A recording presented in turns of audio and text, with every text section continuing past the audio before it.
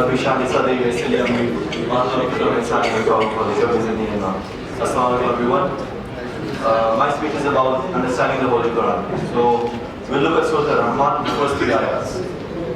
Right? So basically, Bismillah ar-Rahman ar-Rahim. Surah Ar-Rahman starts with Ar-Rahman, Allama al-Quran, Khalaq al-Insan. Now these 3 ayats are very small, and we know the shallow translation of it. But they have so a deep message in it that I cannot, time doesn't permit me to explain everything. To just focus on this one word, al-Insan. Right? So al-Insan basically has 2 meanings. One is uns and nasiya.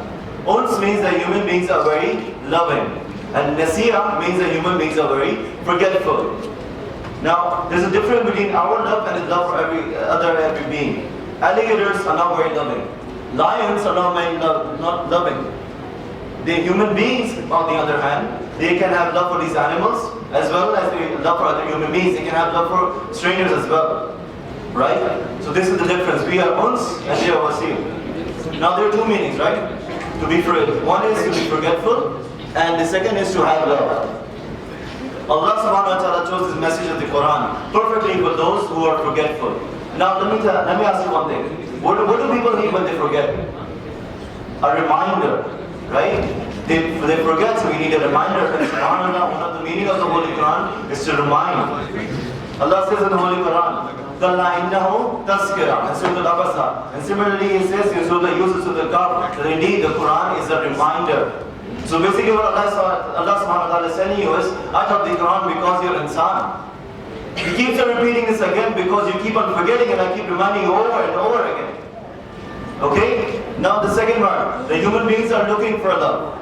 They're not just looking for love, they give love and they look for love. Now Allah subhanahu wa ta'ala, and there's this void in our heart which needs to be filled. Right? And I elaborated this in last year in my speech about this love of our human being. So we don't just give love, we are looking for love also. So Allah subhanahu wa ta'ala says that He will fill this void in our heart with the word of Allah. And what is this word of Allah?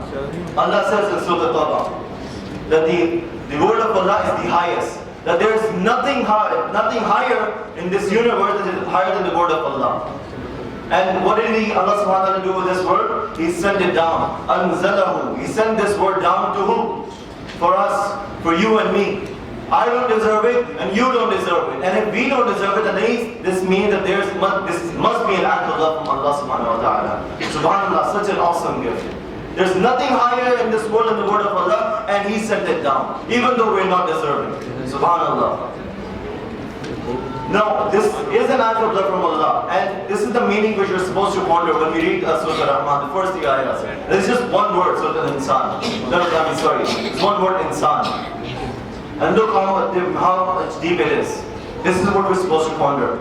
Now on the next point, that Allah subhanahu wa ta'ala says it, I taught the Quran, right? So who will accept this offer?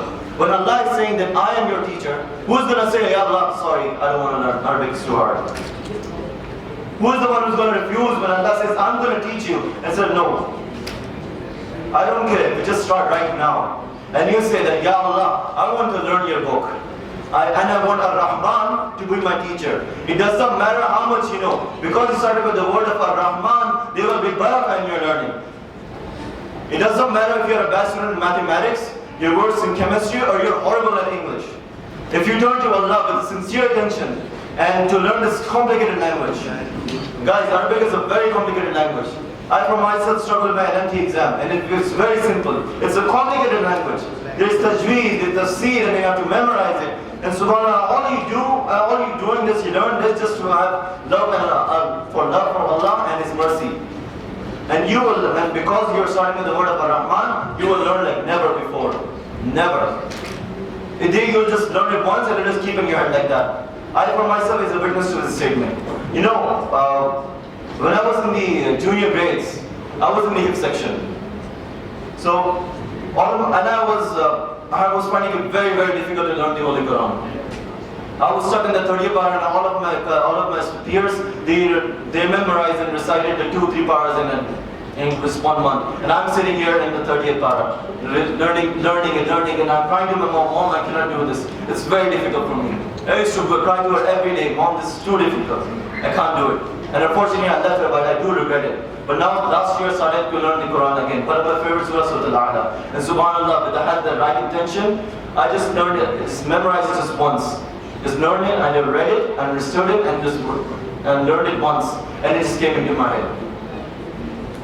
So this is my message, that don't be intimidated by the language of the Quran. Don't be intimidated by the language of Arabic. Because if you're doing alone, yeah, that's true. You're going to struggle a lot. You cannot learn it.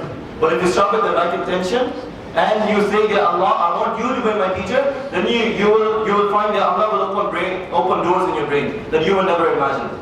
You just learn it once and it will come to your head. Just like that. So this is my message to all of you. That please become student of the Holy Quran. Just start a little bit, just 5 minutes a day. That's more than enough. Thank you very much. Assalamu alaikum.